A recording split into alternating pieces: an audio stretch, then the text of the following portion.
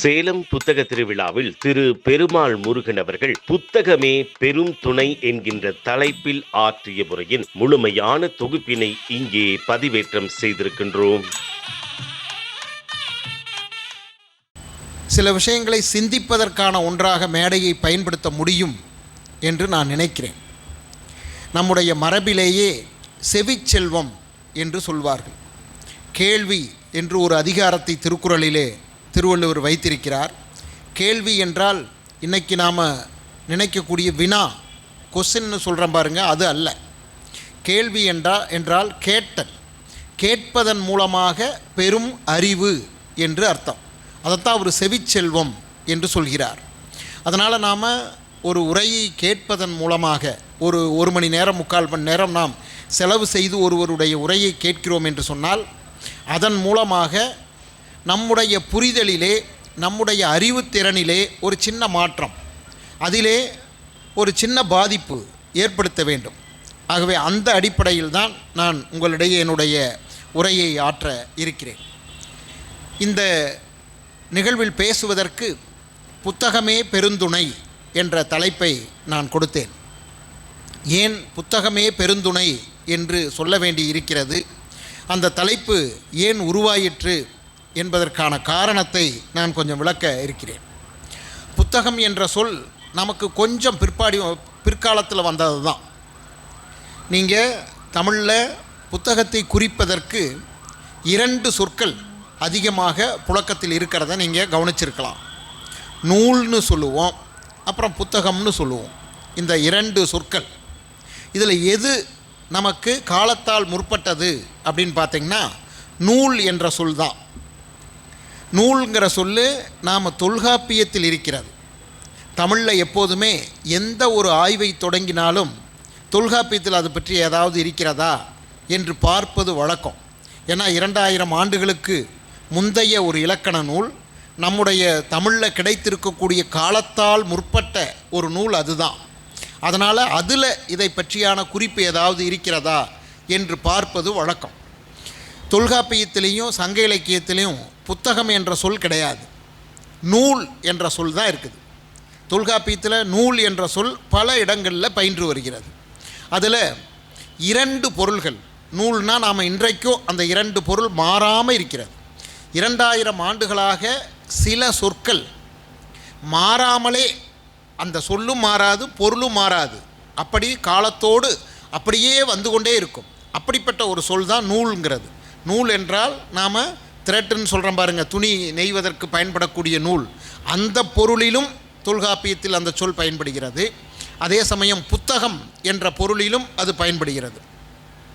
நூலை 3 வகையாக வகைப்படுத்துவது பிற்காலம். தொல்காப்பியத்தில் முதல் நூல், வழிநூல் என்று 2 வகை சொல்லுவாங்க. அதில் முதல் நூல், வழிநூல், அது நூல்னே அவர் பயன்படுத்துகிறார். இப்படி ரொம்ப பழமையான ஒரு சொல் அது. புத்தகம் என்ற சொல் பிற்காலத்தில் வந்தது. அந்த சொல் அநேகமாக கிபி 4 அல்லது 5ஆம் நூற்றாண்டு 6ஆம் நூற்றாண்டு வரைக்கும் சொல்கிறாங்க. நாலடியார் என்ற நூலில் புத்தகம் என்ற சொல் இருக்கிறது. இந்த சொல்லை பற்றி பலவிதமான ஆய்வுகள் உண்டு. நாம் எப்போதுமே தமிழில் ஒரு சொல்லை பற்றி ஆய்வு செய்யும்போது இந்த சொல் உடனே சமஸ்கிருதத்தில் இருக்குதா, சமஸ்கிருதத்திலிருந்து இந்த மொழிக்கு வந்திருக்குமா என்று பார்ப்பது வழக்கம். எப்போவுமே 2 மொழிகளுக்கு இடையே உள்ள உறவு அப்படிங்கிறது 2 மொழியுமே கொடுக்கும் மொழியாகவும் பெரும் மொழியாகவும் இருக்கும். அப்படித்தான் இருக்க முடியும். அதுதான் மொழிகளுடைய இயங்கியல். இப்போ நாம் ஆங்கிலத்தை நாம் அதிகமாக பயன்படுத்துகிறோம், நாம் ஆங்கில வழியில் நாம் கல்வி கற்கிறோம். ஆனாலும் ஆங்கில சொற்கள் ஏராளமாக தமிழில் கலந்திருக்கின்றன. சரி, தமிழ் சொற்கள் ஆங்கிலத்துக்கு போகவே இல்லையா என்றால் அதுவும் போயிருக்குது. சில சொற்கள் நாம் உதாரணம் சொல்லுவாங்க, கட்டுமரம் என்ற சொல் ஆங்கிலத்துக்கு போயிருக்குது. இன்றைக்கு முருங்கைக்காய் என்ற சொல் தமிழிலிருந்து ஆங்கிலத்துக்கு போயிருக்குது. அமெரிக்காவுக்கெல்லாம் இந்தியாவிலிருந்து முருங்கைக்காய் அதிகமாக ஏற்றுமதி செய்கிறார்கள். முருங்கா என்ற சொல் ஆக்ஸ்போர்டு அகராதியில் 2 ஆண்டுகளுக்கு முன்னாடி இடம்பெற்றது.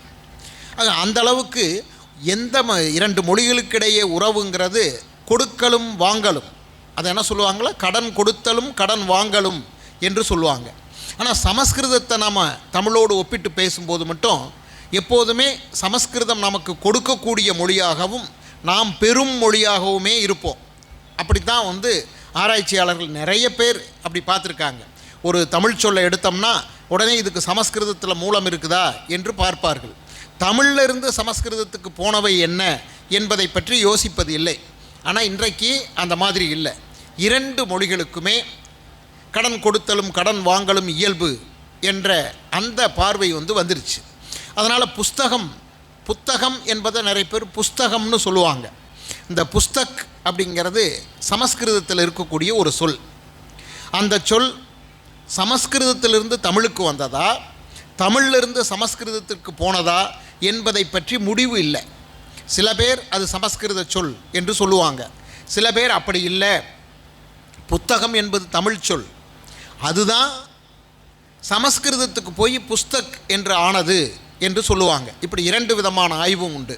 புத்தகம் என்ற சொல் எப்படி வந்தது என்று பார்த்தீங்கன்னா, அதற்கு தேவநேய பாவாணர், சேலத்தைச் சேர்ந்த பெரும் தமிழறிஞர், தனித்தமிழ் இயக்கத்தின் முன்னோடி தேவநேய பாவாணர், அவர் சொல்லும்போது புத்தகம் என்பது தான் சொல்லு, அது பின்னாடி புத்தகம் என்று மாறிவிட்டது என்பார். பொத்தல் அகம், அதாவது ஓலைச்சுவடிகளை தனித்தனியாக இருக்கக்கூடிய சுவடிகளை எல்லாம் சேர்த்து கட்டுவதற்கு ஒரு ஓட்டை போட்டு அதில் நூலை விட்டு கட்டுவாங்க. ஆகவே அது பொத்தல் கொண்டது. அதே போல் எழுத்துக்கள் பார்த்தீங்கன்னா பொத்தல் பொத்தலாக இருக்கும். எழுத்தாணி வைத்து ஓலைச்சுவடியில் எழுதும்போது அதை பார்க்கும்போது ஒவ்வொன்றும் ஒரு பொத்தல் போல், ஓட்டை போல் இருக்கும். ஆகவே பொத்தல் அகம் என்பது தான் புத்தகம் என்றாகி புத்தகம் என்று வந்தது என்று விளக்கம் சொல்பவர்கள் இருக்கிறாங்க. அது எப்படி இருந்தாலும் நாலடியாரில் தான் அந்த சொல் முதல்ல வருது. அதை சொல்லும்போது, அந்த சொல்லை பயன்படுத்தி அவர் சொல்லும்போது, புத்தகத்தை தொகுத்து வைக்கக்கூடிய, அதாவது சேகரித்து வைக்கக்கூடிய ஒரு வழக்கம் அந்த காலத்திலேயே வந்துவிட்டது என்பதற்கு நாலடியார் உதாரணமாக இருக்கிறது. நாலடியாரில் சொல்லும்போது அவர் அந்த பாடலில் சொல்கிறாரு, ஒருவர் தனக்கு பிடித்த புத்தகங்கள் என்று புத்தகங்களை வாங்கி வாங்கி சேர்த்து வீட்டில் அடுக்கி வைத்து கொள்ளலாம், அதனால் ஒரு பிரயோஜனமும் கிடையாது. புத்தகங்களை தொகுத்து வைக்கக்கூடிய ஆர்வம் இருந்தால் மட்டும் போதாது, அந்த புத்தகங்களை எல்லாம் வாசிக்கிற ஆர்வம் இருக்க வேண்டும். யார் ஒருவர் வாசிக்கிறார்களோ அவர்கள்தான் அறிவுடையவர்கள், சேர்த்து வைப்பதனால் பயனில்லை என்று நாலடியார் பாட்டு சொல்லுது. அந்த இடத்துல புத்தகம் என்பது வருது.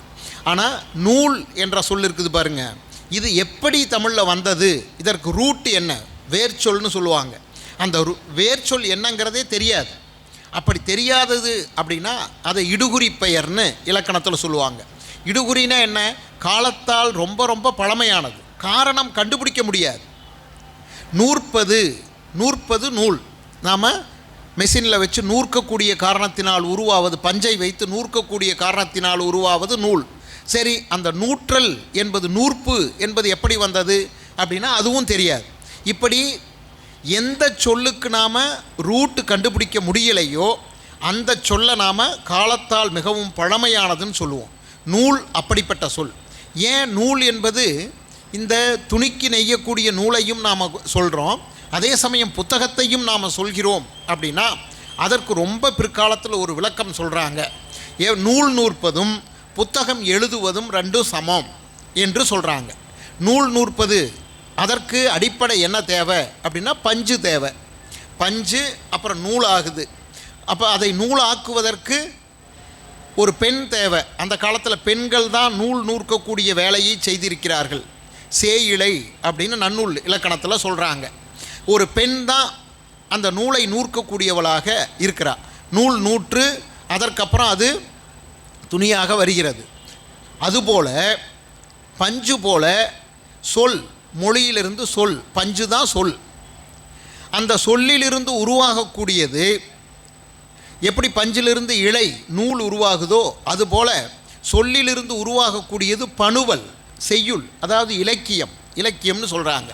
எப்படி ஒரு பெண் நூல் நூற்கிறாளோ அதுபோல் சொற்களை கொண்டு செய்யுளை இயற்றுபவர் யாருன்னா புலவர். புலவரின் கையிலிருந்து, பெண்ணுடைய கையிலிருந்து எப்படி நூல் வருதோ அதுபோல புலவருடைய வாயிலிருந்து செய்யுள் வருகிறது. இப்படி ஒப்பிட்டு காட்டி நம்ம துணிக்கு நெய்யக்கூடிய நூலும் எழுதக்கூடிய நூலும் இலக்கிய நூலும் ஒன்று. அதனால தான் இரண்டுக்கும் ஒரே சொல்லை பயன்படுத்துகிறோம் என்று விளக்கம் கொடுக்குறாங்க. இவ்வளவு நூல் பற்றியும் புத்தகம் பற்றியும் நமக்கு இவ்வளவெல்லாம் இருக்குது அப்படின்னு சொன்னால் என்ன அர்த்தம்னா, அந்த காலத்திலேயே ஏராளமான பேர் கல்வி கற்றவர்களாக இருந்திருக்கிறார்கள் என்பது தெரிகிறது. தமிழ் சமூகத்தில் கல்வி என்பது எல்லா காலகட்டத்திலும் வலியுறுத்தக்கூடிய ஒரு விஷயமாக இருந்திருக்கிறது. சங்க இலக்கியத்திலிருந்து நீங்கள் எடுத்து பார்த்தீங்கன்னா கல்விக்கு அவ்வளவு முக்கியத்துவம் கொடுத்துருக்குறாங்க. குறிப்பாக பெண் கல்விக்கு, பெண்கள் படிக்கணும் என்பதில் கவனமாக இருந்திருக்கிறார்கள். இப்போ சங்க காலத்தில் கிட்டத்தட்ட 250 புலவர்கள் உண்டு. அதில் 50 புலவர்கள் பெண் புலவர்கள், பெண்கள் எழுதின பாடல்கள் இன்றைக்கும் நமக்கு கிடைக்கிறத நாம் பார்க்கலாம். ஆக அந்த அளவுக்கு பெண்கள் கல்வி கற்றிருக்கிறார்கள் என்பது தெரியுது. திருவள்ளுவர் கல்வி என்றே ஒரு அதிகாரம் வச்சுருக்கார். அதில் சொல்லும்போது உங்களுக்கு கேடில் விழுச்செல்வம் கல்வி, மாடல்ல ஒருவருக்கு மாடல்ல மற்றையவை அப்படின்னு சொல்லுவார். அதாவது எது செல்வம், ஒருவருக்கு செல்வம் அப்படின்னா கல்வி தான் செல்வம் என்று வள்ளுவர் சொல்கிறார். அந்த நூலில் மட்டும் அல்ல, 14 கீழ்கணக்குன்னு சொல்லக்கூடிய நாலடியார், இனியவை 40, இன்னா 40, இப்படி பல நூல்களிலும் பார்த்திங்கன்னா கல்விக்கு மிகப்பெரிய முக்கியத்துவம் கொடுத்துருப்பாங்க. கல்விதான் செல்வம் என்று சொல்லக்கூடிய மரபு நம்முடைய தமிழ் மரபு. நீங்கள் பிற்காலத்தில் விவேக சிந்தாமணி என்ற ஒரு நூல் சொல்லும்போது அது கல்வி எப்படிப்பட்ட செல்வம் என்றால் வெள்ளத்தால் போகாது, வெந்தணலால் வேகாது அப்படின்னு சொல்லுவார்.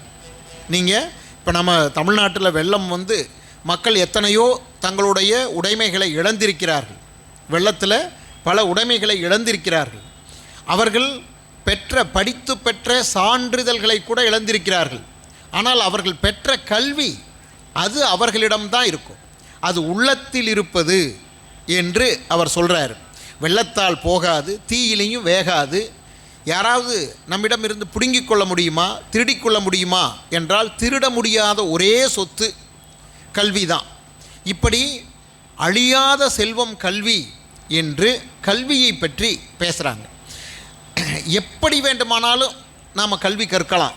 பிச்சை புகினும் கற்கை நன்றே என்பதும் தமிழ் இலக்கியம்தான். பிற்றை நிலை முனியாது கற்றல் நன்றே என்று சொல்வதும் தமிழ் இலக்கியம்தான். ஆக கல்வியை பற்றி தொடர்ந்து வலியுறுத்தி கொண்டே வந்த ஒரு சமூகம்.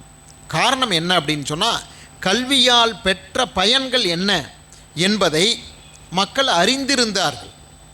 அப்படி அடுத்தடுத்த தலைமுறை வரும்போது அவர்களுக்கு கல்வியின் பயனை நாம் எடுத்து சொல்ல வேண்டும் என்று ஒவ்வொரு நூலிலும் அதை பற்றி எழுதினார்கள். நீங்கள் எந்த காப்பியமாக இருந்தாலும், எப்படிப்பட்ட நூலாக இருந்தாலும் எங்காவது கல்வியின் உயர்வை பற்றி சொல்லாமல் இருக்க மாட்டாங்க.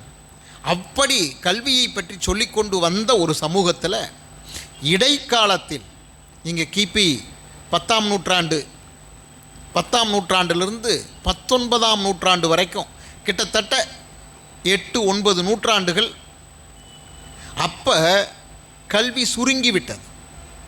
கல்வி கற்பவர்கள் யார் கல்வி கற்கலாம், யார் கல்வி கற்கக்கூடாது என்ற பிரிவினை வந்துவிட்டதை நாம் பார்க்க முடியுது. நீங்கள் வரலாற்றில் எந்த சமூகத்தை எடுத்து பார்த்தாலும் வளர்ச்சி அடைந்து கொண்டே வர்றதை பார்க்கலாம். அதாவது அந்த சமூகத்தினுடைய சிந்தனையும் அந்த சமூகத்தினுடைய வசதி, வாழ்க்கை இவையெல்லாம் விரிவாகி கொண்டே வர்றதை பார்க்கலாம். ஆனால் தமிழ் சமூகம் அப்படி அல்ல. விரிவான ஒரு நிலையிலிருந்து சுருங்கிப்போன ஒரு சமூகம். இப்படியும் வரலாறு இருக்கும் என்பதற்கு உதாரணமான ஒரு சமூகம் என்று பார்க்கலாம். நாம் சங்க காலத்திலிருந்து மிக பலவிதமான செல்வங்களை பெற்றிருந்த, பலவிதமான அறிவு செல்வங்களை பெற்றிருந்த ஒரு சமூகம். ஆனால் கிபி 10ஆம் நூற்றாண்டுக்கு பின்னால் அவற்றையில் பலவற்றை இழந்து படிப்படியாக சுருங்கி போனதை நாம் பார்க்க முடியுது. இது ரொம்ப ஆச்சரியமான ஒரு விஷயம். இவ்வளவு கல்வியை பற்றி வலியுறுத்திய, கல்வியை பெற்றிருந்த சமூகம் கிபி 10ஆம் நூற்றாண்டுக்கு பிறகு இப்படி சுருங்கியது என்பது ஆச்சரியம். அதற்கப்புறம் கல்வியை பற்றியான பார்வை சுருங்கி இவங்க தான் கல்வி கற்கலாம், இவர்களெல்லாம் கற்கக்கூடாது என்ற ஒரு பாகுபாடு, பிரிவினை வந்துட்டதை பார்க்க முடியுது. நம்ம 19ஆம் நூற்றாண்டில் வெளியான நவீன தமிழ் இலக்கியங்கள், நாவல்கள், 19ஆம் நூற்றாண்டில் நாவல் என்ற நவீன இலக்கியம் உருவாகுது. அந்த சமயத்தில் வந்த நாவல்கள், தமிழில் வந்த முதல் நாவல் பிரதாப முதலியார் சரித்திரம், கமலாம்பாள் சரித்திரம், பத்மாவதி சரித்திரம், இப்படி 19ஆம் நூற்றாண்டினுடைய பிற்பகுதியில் வந்த பல நாவல்களை எடுத்து பார்த்தீங்கன்னா அந்த நாவல்களில் பேசியிருக்கக்கூடிய முக்கியமான ஒரு விஷயம், விவாதம் என்ன என்றால் பெண்கள் படிக்கலாமா கூடாதா என்பது தான். பல பேர் பெண்கள் படிக்கக்கூடாது, பெண்களுக்கு கல்வி கூடாது என்று தான் சொல்லியிருக்கிறாங்க. ரொம்ப குறைவான பேர்கள் தான் பெண்கள் கல்வி கற்க வேண்டும் என்று சொல்லியிருக்கிறாங்க. அவர்கள் கூட அளவு வைத்திருக்கிறார்கள். இப்போ வேதநாயகம் பிள்ளை, முதல் நாவலை எழுதிய வேதநாயகம் பிள்ளை, அவர் நீதிபதியாக பணியாற்றியவர். அவர் பெண் கல்வியை ஆதரிக்கிறார். ஆனால் என்னென்னா, பெண்கள் கல்வி கற்கலாம், ஆனால் வீட்டை விட்டு வெளியே செல்லக்கூடாதுங்கிறார். வெளியில் போய் எந்த வேலையும் செய்யக்கூடாது. வீட்டை நிர்வகிப்பதற்கு தேவைப்படக்கூடிய அளவுக்கு எழுத படிக்க கற்றுக்கொள்ளலாம் என்கிறார். குழந்தைகளுக்கு ஆத்திசூடி போன்ற அடிப்படை நீதி நூல்களை சொல்லிக் கொடுப்பதற்கு அதற்காக கல்வி கற்கலாம் என்று சொல்கிறார். அவர்கள் எதை படிக்கலாம் என்றால், நம்முடைய மரபிலே புராணத்திலே இருக்கக்கூடிய சாவித்திரி சரித்திரம் போன்ற புராண கதைகளை அவர்கள் படிக்கலாம், நலாயினி சரித்திரம் போன்றவற்றையெல்லாம் அவர்கள் படிக்கலாம். வேறு நூல்களை எல்லாம் அவர்கள் வாசிக்கக்கூடாது என்று சொல்கிறார். நீங்கள் 19ஆம் நூற்றாண்டில் வந்த, 20ஆம் நூற்றாண்டில் 1930, 40 வரைக்கும் வந்த நாவல்கள் எல்லாத்தையும் எடுத்து பார்த்தீங்கன்னா அவற்றிலெல்லாம் இதுதான் பேசுபொருளாக இருக்கிறத பார்க்கலாம். விதவை விவாகம் செய்து கொள்ளலாமா, பெண்கள் படிக்கலாமா, இந்த பிரச்சனை தான். பால்ய விவாகம் வேண்டுமா வேணாமா, இது இருக்கும். இதில் முக்கியமானதாக பெண் கல்வி அது இருக்கும். பெண்கள் ஏன் கல்வி கற்கலாம் என்று சில பேர் சொல்லுவாங்க அப்படின்னா, ஆங்கில அரசாங்கத்தில் கணவன் வேலை செய்வான். அப்போ துறைமார்கள் நடத்தக்கூடிய விருந்துகளுக்கு தன்னுடைய மனைவியை அழைத்து செல்ல வேண்டும். அழைத்து செல்லும்போது அங்கே அந்த ஆங்கில துறைமார்களோடு பழகுவதற்கு ஏற்ற வகையில் இவங்க இருக்கணும். அதுக்காக கொஞ்சம் கல்வி தேவை என்று நினைத்தார்கள். இதைத்தான் நாவல்கள்லாம் சொல்லுது. நீங்கள் அந்த நாவல்கள் படித்து பார்த்தோம்னா, விஜயசுந்தரம் என்று ஒரு நாவல், சுவை குருசாமி சர்மா எழுதின பிரேம கலாவத்தியம் அப்படின்னு ஒரு நாவல். அந்த நாவல்லாம் பார்த்தீங்கன்னா பெண் கற்கக்கூடாது என்று சொல்பவர்களுடைய வாதங்கள் என்னன்னு எடுத்து சொல்லுவாங்க. அந்த வாதத்தில் மிக முக்கியமானது, இன்றைக்கி ஏராளமான பெண்கள், மாணவிகள், பெண்கள் எல்லாம் இந்த அரங்கில் இருக்கிறீங்க. நீங்கள் 19ஆம் நூற்றாண்டினுடைய இறுதியில் வந்த அந்த நாவலில் சொல்லக்கூடிய விஷயம், ஏன் பெண்கள் கற்கக்கூடாது என்பதற்கு காரணம் சொல்லும்போது, பெண்கள் எழுத படிக்க கற்றால் சோர புருஷர்களுக்கு கடிதம் எழுதுவார்கள் என்று சொல்லியிருக்கிறாங்க. சோர புருஷர்கள் அப்படின்னா, இன்றைக்கி நாம் தினத்தந்தி பாஷையில் சொன்னோம்னா, கள்ளப்புருஷர்களுக்கு கடிதம் எழுதுவார்கள், கள்ளக்காதல்னு போடுறாங்கல்ல, கணவன் அல்லாத பிற ஆண்களுக்கு அவர்கள் கடிதம் எழுதுவார்கள், ஆகவே அவர்களை படிக்க வைக்கக்கூடாது என்று சொல்லியிருக்கிறாங்க. இது நாவல்களில் பதிவான விஷயம். நான் இன்றைக்கி 100-150 ஆண்டுகளில் மிகப்பெரிய மாற்றங்கள் நம்ம சமூகத்தில் வந்திருக்கிறத நாம் பார்க்குறோம். ஆனால் 150 ஆண்டுகளுக்கு முன்னாடி இப்படித்தான் கருதப்பட்டது. ஆக அதையெல்லாம் கடந்து தான் 20ஆம் நூற்றாண்டில் மிகப்பெரிய மாற்றம் தமிழ் சமூகத்தில் ஏற்பட்டது. 1930-40களில் பெண்கள் கல்வி கற்க வேண்டும் என்ற குரல் ஓங்கி ஒலித்து, பெண்கள் எல்லா அரசியல் போராட்டங்களெல்லாம் பங்கெடுக்க வேண்டும் என்று சொல்லி முத்துலட்சுமி ரெட்டி போன்ற பல பேர் அவர்களெல்லாம் வந்ததை நாம் பார்க்க முடியுது. அவர்களெல்லாம் சாதாரணமாக வரல, மிகப்பெரிய போராட்டத்திற்கு பின்னால் தான் அவர்களெல்லாம் வந்தார்கள் என்பதை நாம் பார்க்க முடியுது. இன்றைக்கு பெண்கள் மட்டுமே பயிலக்கூடிய கல்லூரிகள், பெண்கள் மட்டும் அவர்கள் வேலை செய்யக்கூடிய இடங்கள் போன்றவற்றையெல்லாம் நாம் இன்றைக்கி பார்க்குறோம். இதெல்லாம் இந்த 100 ஆண்டுகளில் ஏற்பட்ட மாற்றம். அதற்கு இலக்கிய சான்றுகள் நமக்கு இருக்குது. இதை கடந்து வர்றது பெண்கள் கற்பது மட்டும் அல்ல, ஜாதிகளிலும் இந்த ஜாதிகள் தான் கற்கலாம், இந்த ஜாதிகள் கற்கக்கூடாது என்று வரையறைகள் வைத்திருந்தார்கள். நீங்கள் பல பேரை இங்கே இருக்கக்கூடியவர்கள்லேயே பல பேரை கேட்டிங்கன்னா நீங்கள் முதல் தலைமுறையாக படித்து வந்தவர்களாக இருப்பார்கள், அல்லது இரண்டாம் தலைமுறையாக இருக்கும். அவர்களுடைய முன்னோர்கள் படித்தவர்களா அப்படின்னு சொல்லி பார்த்தீங்கன்னா இருக்காது. காரணம் என்ன அப்படின்னு சொன்னால், ஒரு கட்டம் வரைக்கும் நமக்கு 19ஆம் நூற்றாண்டு 20ஆம் நூற்றாண்டினுடைய முன்பகுதி வரைக்குமே எல்லோருக்கும் கல்வி என்பது கிடையாது. சிலருக்குத்தான் கல்வி. நம்முடைய இலக்கணமே சொல்லியிருக்குது, ஓதல் ஓதுவித்தல் இந்த இரண்டும் சில பேருக்கு மட்டுமே உரியது. ஓதல் ஓதுவித்தல் என்றால் கற்றலும் கற்பித்தலும், அது ஒரு தொழில் என்று சொல்லுது. இந்த தொழிலை செய்யக்கூடியவர்கள் யார் என்றால் இவர்கள்தான் என்று சொல்லுது. அடுத்தடுத்த பிரிவுகளில் இருக்கக்கூடியவர்கள் என்ன செய்யலாம் அப்படின்னா, அவர்கள் கொஞ்சம் கணக்கு கற்றுக்கலாம். கணக்கு எதற்கு? நடைமுறை வாழ்க்கைக்கு தேவை, வணிகம் செய்வதற்கு தேவை, ஒரு பொருளை வாங்குவதற்கு விற்பதற்கு கணக்கு தேவை. அதனால் கொஞ்சம் கணக்கு கற்றுக்கலாம், கொஞ்சம் எழுத படிக்க தெரிஞ்சுக்கலாம், இவ்வளவுதான். மற்றபடி இவர்கள் எல்லாவற்றையும் படிக்கக்கூடாது என்ற அந்த பிரிவினை அது இருந்தது. நமக்கு அது எப்படி அதிலிருந்து நாம் மாறி வந்தோம் என்றால், இந்த 100 ஆண்டுகளில் தான் நாம் அப்படிப்பட்ட மாற்றத்தை நாம் அடைந்தோம். 1920களுக்கு பின்னாடி தமிழ்நாட்டில் நீதி கட்சி ஆட்சிக்கு வந்தபோது முதலாக சென்னை மாகாணத்தில் தான் இடஒதுக்கீடு அமுல்படுத்தப்பட்டது.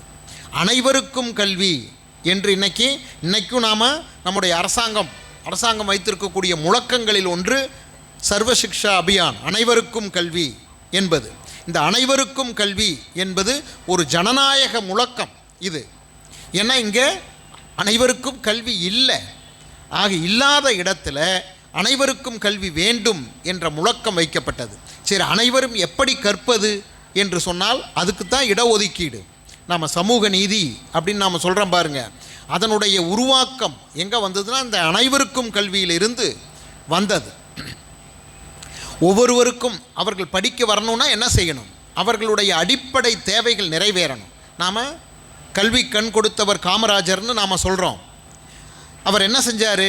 பசியை தீர்த்தால் படிக்க வருவார்கள் என்று மதிய உணவு திட்டத்தை கொண்டு வந்தார். அதன் மூலமாக ஏராளமான பேர் படிக்க வந்தார்கள். பள்ளிக்கூடங்களை ஏராளம் திறந்தார். நீங்கள் காமராஜர் பள்ளிக்கூடம் திறந்ததை மட்டும்தான் நாம் கல்வியில் பேசுவோம். சரி, பள்ளிக்கல்வியோடு நின்று போய்விட்டார்களா? நின்று போய்விடக்கூடாது என்பதற்காக 1967 திராவிட முன்னேற்ற கழகத்தினுடைய ஆட்சி வந்தபோது அண்ணாதுரை பேரறிஞர் அண்ணா அவர்கள் காலத்தில் உயர்கல்விக்கான கல்விக்கூடங்களை திறக்க ஆரம்பித்தார்கள். இன்றைக்கி இருக்கக்கூடிய பல அரசு கல்லூரிகள், அரசு பொறியியல் கல்லூரிகள், அரசு கலைக்கல்லூரிகள் இவையெல்லாம் 1967க்கு பிறகு திறக்கப்பட்டவை. நீங்கள் 19ஆம் நூற்றாண்டில் தமிழ்நாட்டில் பார்த்தீங்கன்னா சென்னை மாகாணத்துக்கே இன்றைக்கி இருக்கக்கூடிய 5 ஸ்டேட்டு, தமிழ்நாடு, கேரளம், ஆந்திரம், தெலுங்கானா, கர்நாடகா, இந்த 5 ஸ்டேட்டுக்கும் சேர்ந்து சென்னை பிரசிடென்சி காலேஜ் முதல்ல ஒரே ஒரு கல்லூரி தான் திறக்கப்பட்டது. பிரசிடென்சி என்பது மாகாணக் கல்லூரி என்று அப்போ சொன்னாங்க. இன்றைக்கி மாநில கல்லூரின்னு நாம் சொல்கிறோம். ஒரே ஒரு கல்லூரி தான் இருந்தது. அதற்கு பின்னால் படிப்படியாக தமிழ்நாட்டில் 4 கல்லூரிகள் வந்தன. அதில் சேலம் அரசு கல்லூரி மிக பழமையானது, 19ஆம் நூற்றாண்டில் தொடங்கப்பட்ட கல்லூரி. அதே போல் கும்பகோணம் கல்லூரி, ஊட்டியில் இருக்கக்கூடிய அரசு கல்லூரி, இவை தான் 19ஆம் நூற்றாண்டு கல்லூரிகள்னு சொல்லலாம். இன்றைக்கி நமக்கு கலைக்கல்லூரிகளே 500க்கும் மேற்பட்ட கல்லூரிகள் தமிழ்நாட்டில் இருக்கின்றன. பொறியியல் கல்லூரிகள் 500க்கும் மேற்பட்டவை இருக்கின்றன. இன்னும் பல, இப்போ மருத்துவக் கல்லூரி மாவட்டத்திற்கு 1 என்று வந்துவிட்டது. இதெல்லாம் 1967க்கு பிறகு வந்த மாற்றம். உயர்கல்வி, பள்ளியில் படிக்கிறாங்க, மதிய உணவு திட்டம் இருக்கிறது, பல பேர் பள்ளிக்கு வர்றாங்க, பள்ளியில் படிக்கிறாங்க. படித்து முடித்த பின்னால் அவர்கள் உயர்கல்விக்கு செல்வதற்கு வாய்ப்பு இல்லை. ரொம்ப குறைச்சலான பேர் தான் உயர்கல்விக்கு போக முடியுது. காரணம் என்னென்னா, உயர்கல்வி பயில்வதற்கு குறைச்சலான அளவுக்கு தான் இடம் இருக்கிறது, கல்லூரிகள் இல்லை. ஆகவே ஏராளமான கல்லூரிகளை திறக்க வேண்டும் என்று திமுக அரசாங்கம் திறந்தது. கலைஞர் கருணாநிதியையும் நாம் இதில் குறிப்பிட்டு சொல்லணும். இன்றைக்கி பல கல்லூரிகளுடைய பேர் அறிஞர் அண்ணா அரசு கலைக்கல்லூரி அப்படின்னு இருக்கும். அண்ணாதுரை அவர்கள் இறந்து போனார். இறந்ததற்கு அப்புறம் அவருடைய பெயரை வைத்து ஏராளமான கல்லூரிகள் திறக்கப்பட்டன. அதனால் உயர்கல்வி 1970களில் தான் நமக்கு உயர்கல்விக்கான வாய்ப்புகள் வந்தது பல சமூகங்களுக்கு. அதனால் இதையெல்லாம் நாம் மனசில் வச்சு பார்க்கணும். கல்வி என்பது எல்லோருக்கும் கிடையாது. எல்லோரும் பெறுவது இன்றைக்கும் கூட எல்லோரும் பெறக்கூடிய அளவுக்கு இல்லை. இன்றைக்கும் பள்ளி கல்வியை முடிக்கக்கூடியவர்கள் 100% பேர்னா நமக்கு இப்போது 55% பேர் தான் உயர்கல்விக்கு செல்கிறார்கள்.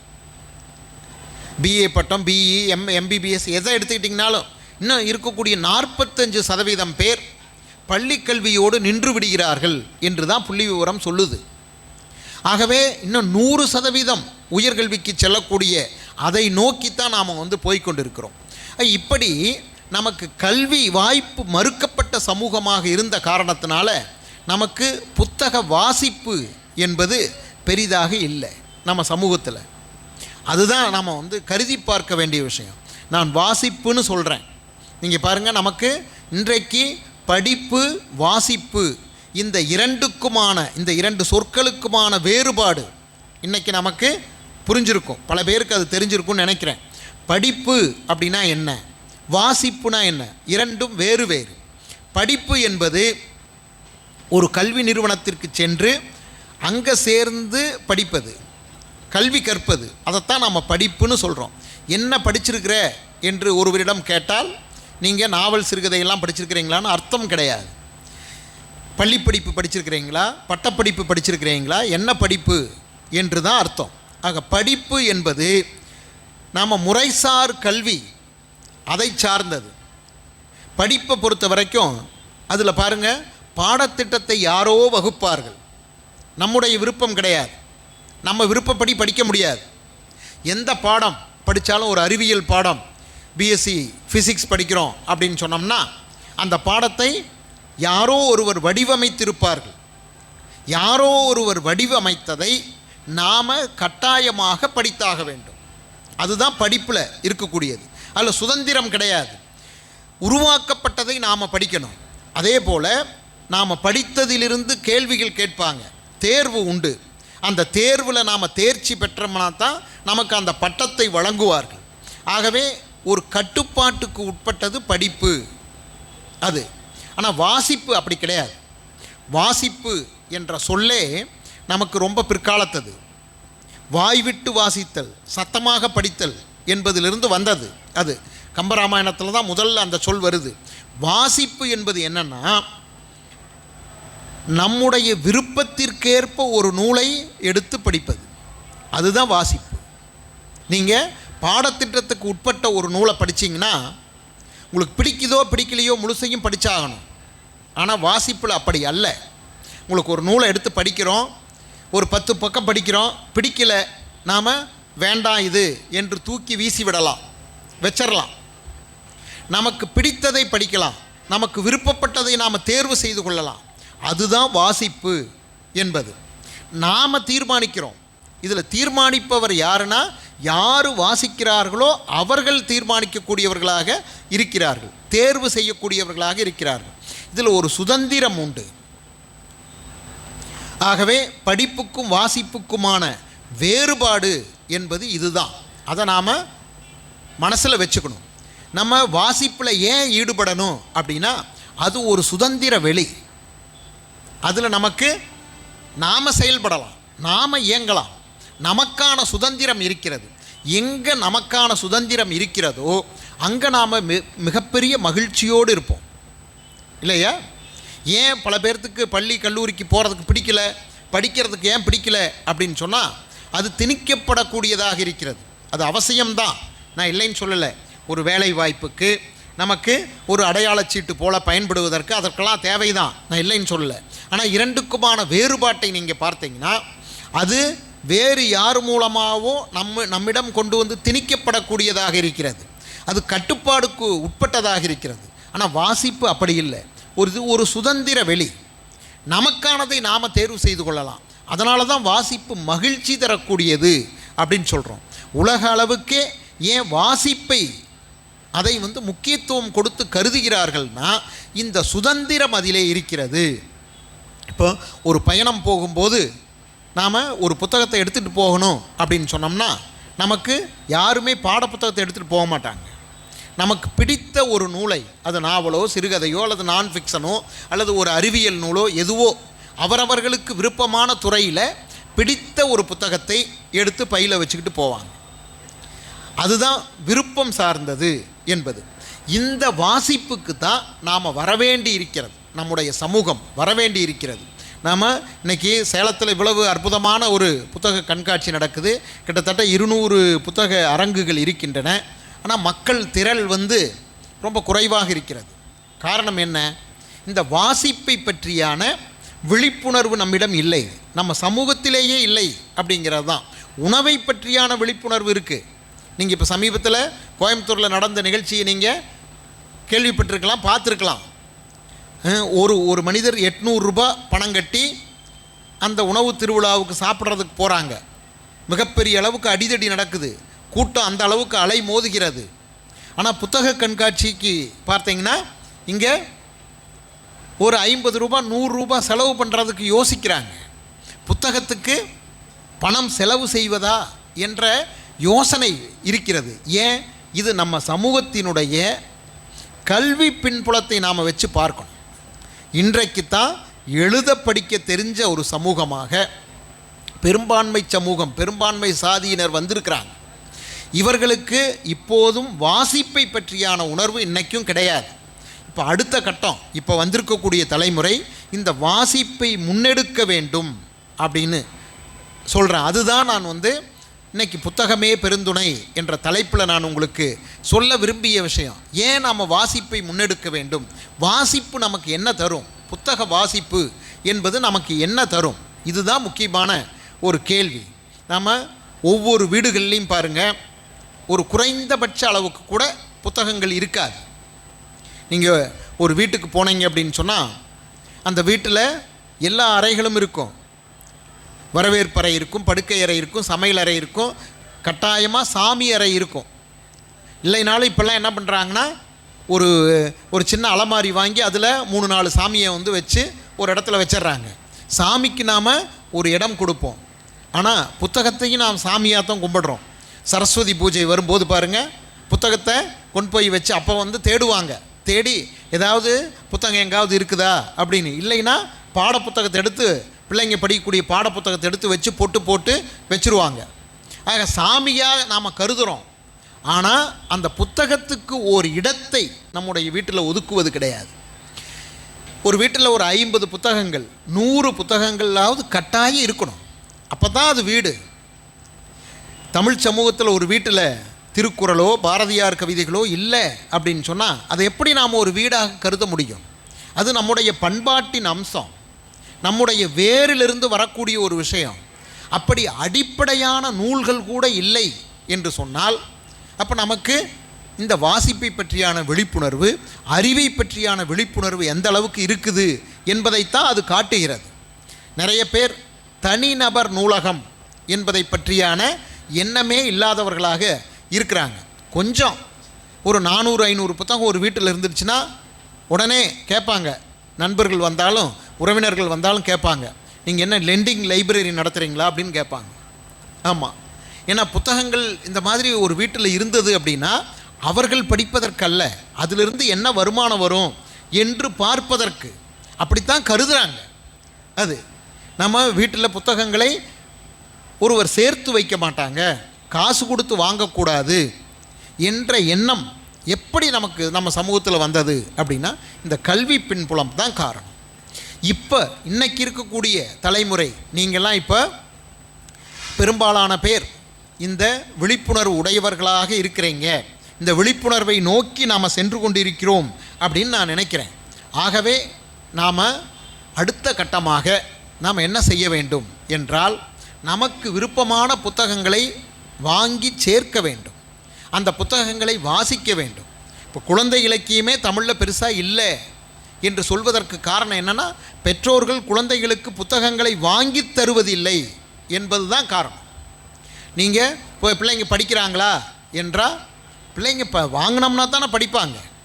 நம்ம வீடுகளில் குழந்தைகளுக்கென்று புத்தகங்களை வாங்கக்கூடியவர்கள் எத்தனை குடும்பங்கள் இருக்கிறாங்கன்னு பாருங்கள். இருக்க மாட்டாங்க. நாம் வாங்கினோம்னா குழந்தைகள் அதை எடுத்து புரட்டுவாங்க. அதில் இருக்கக்கூடிய ஓவியங்களை பார்ப்பார்கள், அதில் இருக்கக்கூடிய கதைகளை வாசிப்பார்கள்.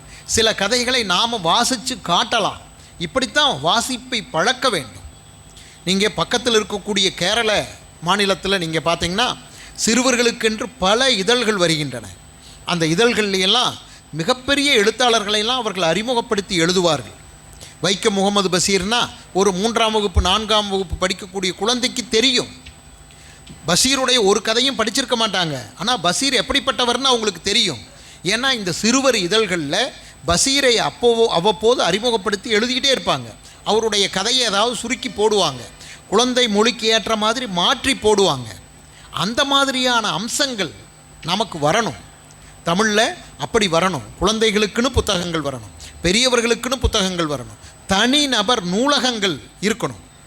நமக்கு ஒவ்வொரு வீடுகள்லேயும் ரீடிங் ரூம் என்ற ஒரு கான்செப்ட் அது கட்டாயம் வரணும். வாசிப்பு அறை என்ற அது நமக்கு கட்டாயம் வரணும். அப்படியெல்லாம் வந்தால்தான் நமக்கு இந்த புத்தக கண்காட்சிக்கெல்லாம் ஆட்கள் வருவார்கள், புத்தகங்களை ஆவலாக பார்ப்பார்கள். தமிழில் புது புது நூல்கள் எப்போ வரும்? பாரதியார் சொல்கிறாருல்ல, தமிழில் புது புது நூல்கள் வரணும், வெவ்வேறு மொழிகளிலிருந்து மொழிபெயர்ப்புகள் வரணும் என்று. எப்போ வரும் அப்படின்னா, வாங்குவதற்கு ஆட்கள் இருந்தால் தான் வரும், வாசிப்பதற்கு ஆட்கள் இருந்தால் தான் புது புது நூல்கள்லாம் வரும். அப்போ நாம் வாங்கக்கூடியவர்களாக இருக்கணும், வாசிப்பவர்களாக இருக்க வேண்டும். அதுதான். எப்படி இந்த வாசிப்பு அப்போ நமக்கு என்ன தரும், எதற்காக வாசிக்க வேண்டும் அப்படின்னு சொன்னால் பல காரணங்களை நாம் சொல்ல முடியும். முதல்ல வாசிப்பு அது ஒரு மாபெரும் இன்பம், அது பேரின்பம் அப்படின்னு நாம் சொல்லலாம். வழக்கமாக பக்தி சார்ந்தவர்கள் சொல்லும்போது கடவுளை அடைவது, சொர்க்கத்தை சென்று சேர்வது தான் பேரின்பம் என்று கருதுவார்கள்.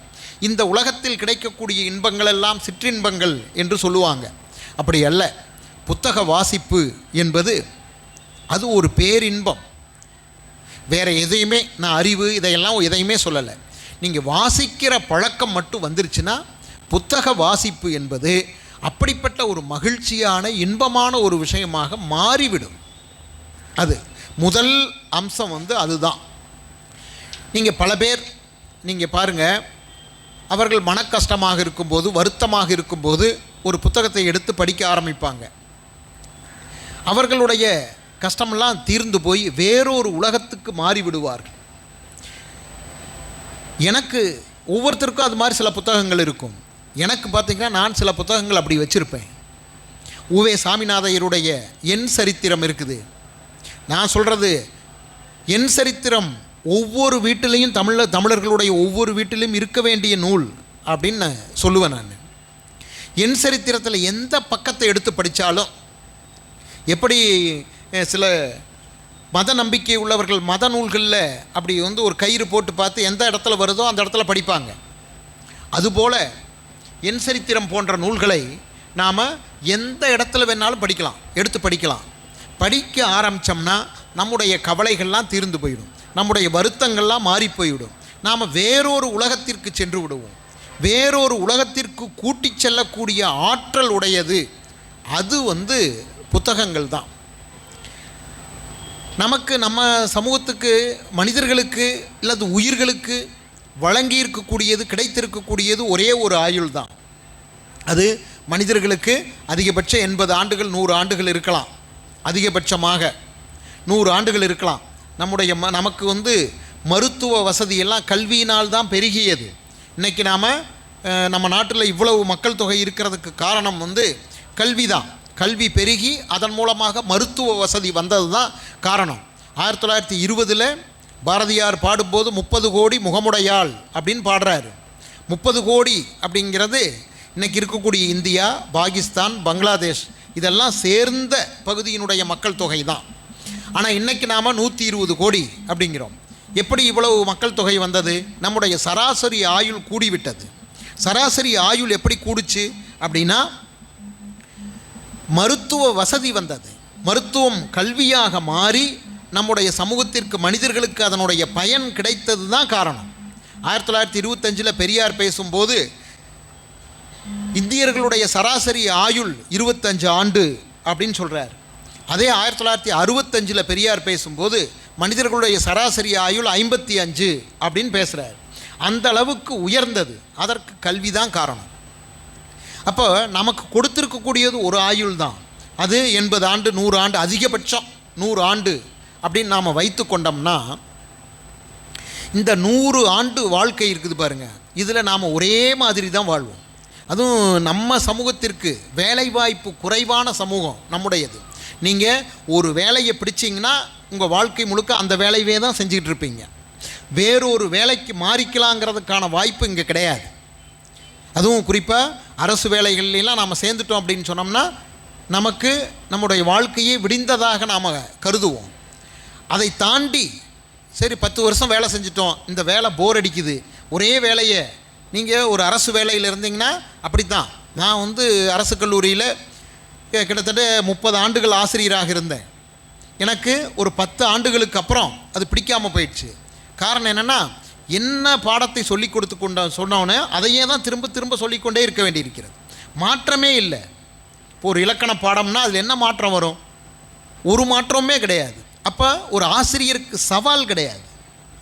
சொன்னதையே திரும்ப திரும்ப சொல்லி கொண்டிருக்கிறோம். கிளிப்பிள்ளை போல, செக்கு மாடுகள் போல. சரி வேண்டாம், இது போதும், வேற ஒரு வேலைக்கு மாறிக்கலாம் அப்படின்னா முடியுமா? இந்த வேலையில் இருக்கக்கூடிய ஊதியமும் இதில் இருக்கக்கூடிய வசதியும் இன்னொரு வேலையில் கிடைக்காது, மாறிக்கொள்ள முடியாது. அப்போ ஆனால் பல மேலை நாடுகள்லாம் நீங்கள் பார்த்தீங்கன்னா அப்படி மாறிக்கொள்வார்கள். அவங்க ஒரு 10 ஆண்டுகள் அல்லது 5 ஆண்டுகள் ஒரு வேலையை செஞ்சாங்கன்னா மறுபடியும் மாறிக்கொள்வதற்கான வாய்ப்பு அவங்களுக்கு கிடைக்கும். நமக்கு அப்படி இல்லை. ஒரே வாழ்க்கை தான். நம்ம வேறு வாழ்க்கையே நமக்கு கிடையாது. விதவிதமான வாழ்க்கை முறையே கிடையாது நமக்கு. நீங்கள் சுற்றுலாத்தலங்களுக்கு போனால் கூட, பயணம் செய்தால் கூட பாருங்கள், நம்ம வீட்டையே சுமந்து கொண்டு போவோம். நீங்கள் ஒரு பயணம் போகும்போது பாருங்கள், வீட்டிலிருந்து பெண்கள் சமையல் செய்ய சொல்லி இப்போ சாப்பாடெல்லாம் கட்டிக்கிட்டு போவாங்க. துணிமணிகள் எல்லாம் நம்ம வீட்டில் என்ன வசதிகள் இருக்குதோ அதை எல்லாத்தையும் நம்ம சுமந்து கொண்டு போவோம். சுமையில்லாமல் ஒரு பயணம் அப்படிங்கிறது கிடையாது. ஆக ஒரே வாழ்க்கை தான். வீட்டில் என்ன வாழ்க்கை வாழ்கிறோமோ அதைத்தான் வெளியில் வந்தாலும் இந்த ஒரே வாழ்க்கை தான். இலக்கியம் இதிலிருந்து நம்மை மடைமாற்றும். நீங்கள் வெவ்வேறு விதமான வாழ்க்கையை வாழ்ந்து பார்ப்பதற்கான வாய்ப்பை இலக்கியம் தரும். நான் தான் சொல்கிறது வழக்கம். ஒரு உதாரணமாக, ராஜம் கிருஷ்ணனுடைய கரிப்பு மணிகள்னு ஒரு நாவல் இருக்குது. கரிப்பு மணிகள் நாவலை படித்த போது உண்மையில் அப்போ தான் எனக்கு கடல் அறிமுகமாச்சு. நாமக்கல் மாவட்டத்துக்கும் சேலம் மாவட்டத்துக்கும் கடலுக்கும் என்ன ஒரு சம்பந்தமும் கிடையாது. அங்கெல்லாம் ஏதோ இந்த ஆண்டு தான் நமக்கு சேலம் நாமக்கல்லாம் கொஞ்சம் புயல்னால பாதிப்பு, மழையெல்லாம் பெஞ்சிருக்குது. வழக்கமாக நாகப்பட்டினம், திருவாரூர் மாவட்டங்களில், சென்னை போன்ற இடங்களில், புதுச்சேரியிலெல்லாம் புயல் அடிச்சதுன்னா நமக்கு லேசாக தூரும். அப்படி இருக்கும்போது கடலுக்கும் நமக்கு என்ன சம்மந்தம் இருக்குது?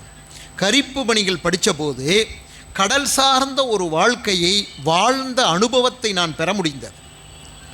வண்ணநிலவனுடைய கடல் புறத்தில் நாவலை படித்த போது ஒரு நெய்தல் நில வாழ்க்கைனா எப்படி இருக்கும் என்பதை புரிந்து கொள்ள முடிந்தது.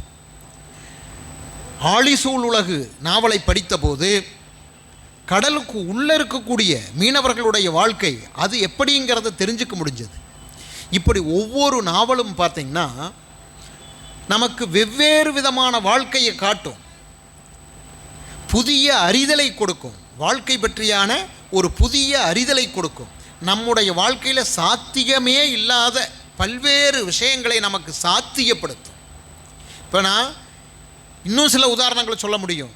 இப்போ இந்த சேலம், நாமக்கல், ஈரோடு, கோவை இந்த பகுதியெல்லாம் நம்ம கொங்கு நாடுன்னு சொல்கிறோம். இந்த பகுதியினுடைய வாழ்க்கையை முதல்ல எழுதிய எழுத்தாளர் வட்டார நாவல், நம்ம ரீஜனல் நாவல்னு சொல்கிறோம் பாருங்கள், அதை உருவாக்கியவர் ஆர் சண்முகசுந்தரம்.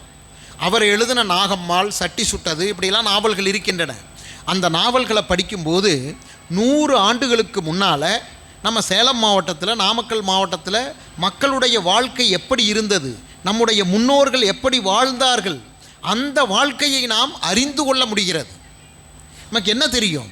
நாம் இன்றைக்கி அணிந்து கொண்டிருந்த ஆடையை 50 ஆண்டுகளுக்கு முன்னாடி, 100 ஆண்டுகளுக்கு முன்னாடி நம்முடைய முன்னோர் அணியவில்லை.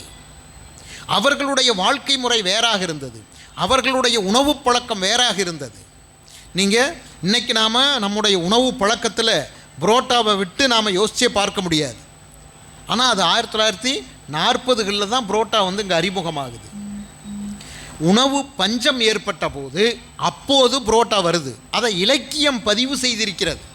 அதை இப்படி பல்வேறு விஷயங்களை நாம் பார்க்க முடியும். நம்முடைய முன்னோர்களுடைய வாழ்க்கையை அறிந்து கொள்வதற்கு நாம் இப்போ சங்க இலக்கியத்தையெல்லாம் பார்க்கும்போது 2000 ஆண்டுக்கு முன்னாடி நம்ம மக்கள் எப்படி வாழ்ந்தார்கள்னு நாம் அதிலிருந்து தேடி எடுத்து நாம் கண்டுபிடிச்சு சொல்கிறோம்.